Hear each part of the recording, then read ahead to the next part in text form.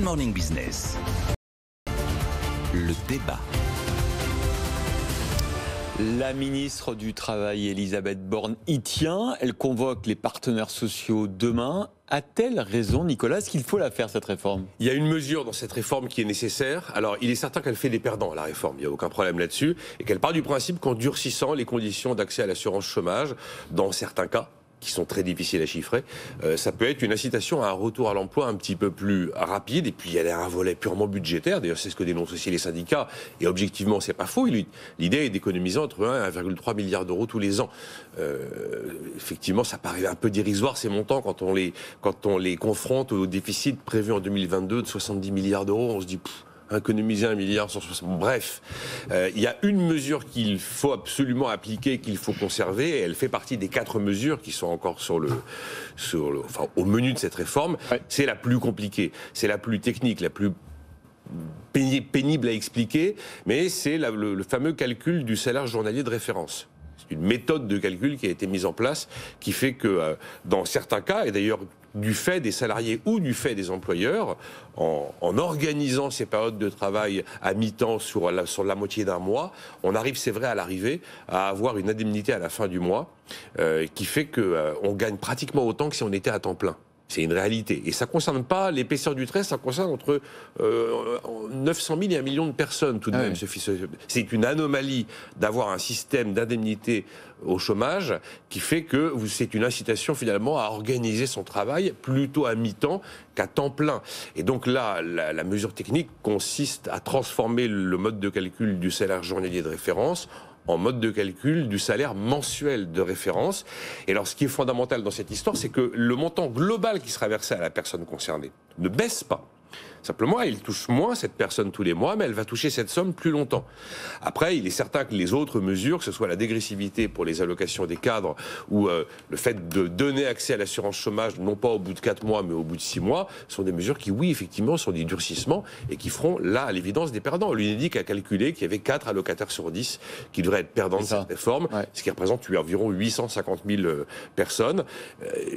Moi, j'étais assez séduit par la proposition du Conseil d'analyse économique qui consistait à dire qu'il fallait avoir un système d'assurance chômage à géométrie variable en fonction de la météo de l'emploi. C'est un peu d'ailleurs ce qui va se passer puisque certaines mesures seront quand même soumises à condition et la condition sera que le chômage recule et que les embauches repartent. Mais l'histoire de la permittence est vraiment une anomalie qu'il faut corriger.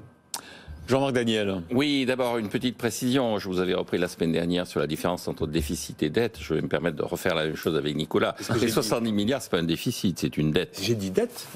Non, vous avez dit déficit. Ah, et donc, dans les 1,3 milliard ne se comparent pas à 70. Non, dans mon c'est un esprit... lapsus comme moi, Jean-Marc. Oui, absolument. C'est pour ça que je le fais en toute amitié. Je ne peux pas me permettre... Dans mon esprit, c'était la dette. Alors, si j'ai dit déficit... Voilà. Donc, je rappelle, la dette... Bien sûr, 70 milliards de dettes. Oui. Donc, pour les mathématiciens, la dette, c'est l'intégrale du déficit. Et donc, si j'en reviens justement à cette de 70 milliards, ce qu'il y a d'important, c'est qu'elle est le fruit de déficits qui s'accumulent avec des périodes de déficit, y compris au moment où la conjoncture est particulièrement favorable.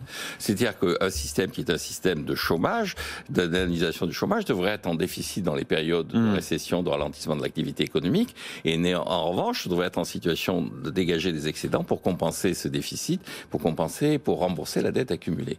On a donc un système qui avait un vice dès le départ, dès avant la crise de la Covid, qui continue à être en déficit, y compris dans les périodes les plus favorables de l'activité économique. Donc ce système n'est pas viable.